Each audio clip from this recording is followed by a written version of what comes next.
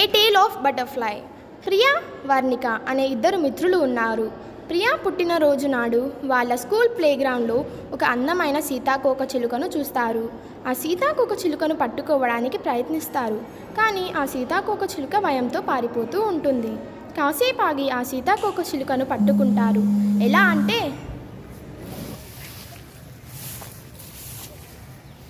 హే Priya, happy birthday. నేను నీకోసం ఒక ప్రెషస్ గిఫ్ట్ తెద్దాం అనుకున్నా. నాకు నేచర్ అంటే చాలా ఇష్టం. అదిగో ఆ బటర్ఫ్లై తెచ్చిస్తావా?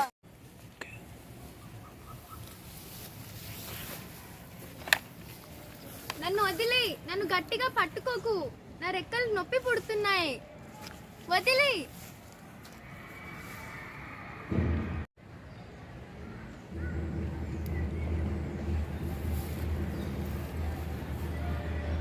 ప్రియా, నువ్వంటే నాకు చాలా ఇష్టం.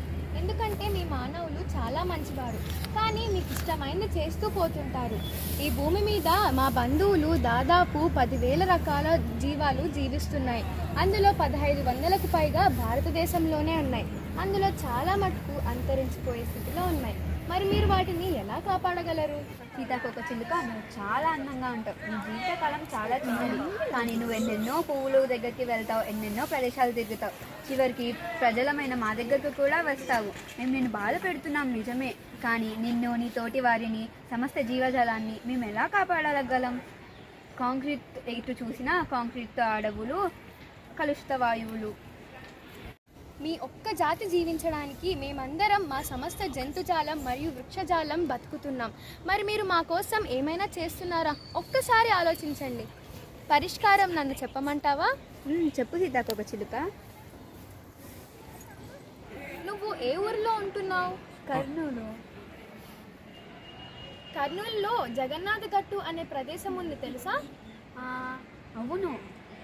అక్కడ సుమారుగా 1,200 రకాల జీవాలు జీవిస్తున్నాయి. ఎన్నో వృక్షాలు, కీటకాలు, శిలీంధ్రాలు మొదలుగునవి ఈ జగన్నాథ గట్టును ఎంతో పవిత్ర స్థలంగా భావిస్తున్నారు కదా. కానీ మీరు మాత్రం ఎన్నో రోడ్లు వేస్తున్నారు, రియల్ ఎస్టేట్ అంటూ ఎన్నో స్థలాలు వాడుకుంటున్నారు, ఇంకా కొత్త కొత్త ఇండస్ట్రీస్ నెలకొల్పుతున్నారు. ఈ సమస్త భూమండలంపై మీతో పాటు మేము బ్రతకాలంటే కనీసం ఇలాంటి పవిత్ర స్థలాలనైనా మా కోసం వదిలేయండి. మీ పరిధిని తగ్గించుకొని మా కోసం చోటు కల్పించండి. ఈ సమస్త భూమండలంలో మీతో పాటు మేము నివసిస్తే మీ ఆనందంలో, సౌకర్యంలో మేము భాగమవుతాం, మీ సౌందర్యానికి కూడా భాగమవుతాం. మా వల్ల మీకు ఎలాంటి ఆపద రాదని నేను మీకు హామీ ఇస్తున్నాను. సెలవు. ఇదంతా విని కొంతమంది పిల్లలు ఏం చేశారంటే,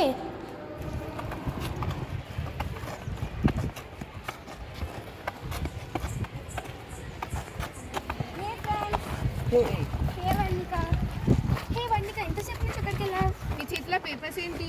బయోడైవర్సిటీ అంటే plants, animals and their interactions. మనం టెక్నాలజీని వాడి వాటిని నాశనం చేస్తున్నాం. వాటి పరిణామాలు ఇవి: floods, volcanic eruptions, earthquakes, landslides, deforestation. కానీ బయోడైవర్సిటీని కన్జర్వ్ చేద్దామని ఆలోచన వచ్చింది. ఏమంటారు? నాదో ఐడియా. మనందరం కలిసి ఎకో క్లబ్స్ ఫామ్ చేద్దామా? దాంట్లో వివిధ రకాలైన యాక్టివిటీస్ చేద్దాం. మరి చైత్ర, నువ్వు సింగింగ్ కాంపిటీషన్స్ పెడతావా? ఓకే, మన ఆరోహి పెయింటింగ్ కాంపిటీషన్ పెడుతుంది. Yeah, I'm ready. Hey Dheeraj, rallies organise చేస్తావా? అలాగే.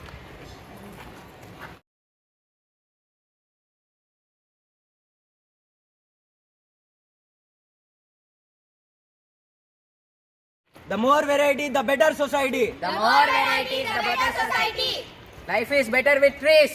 Life is better with trees. Protect the nature to be protected. Protect the nature to be protected.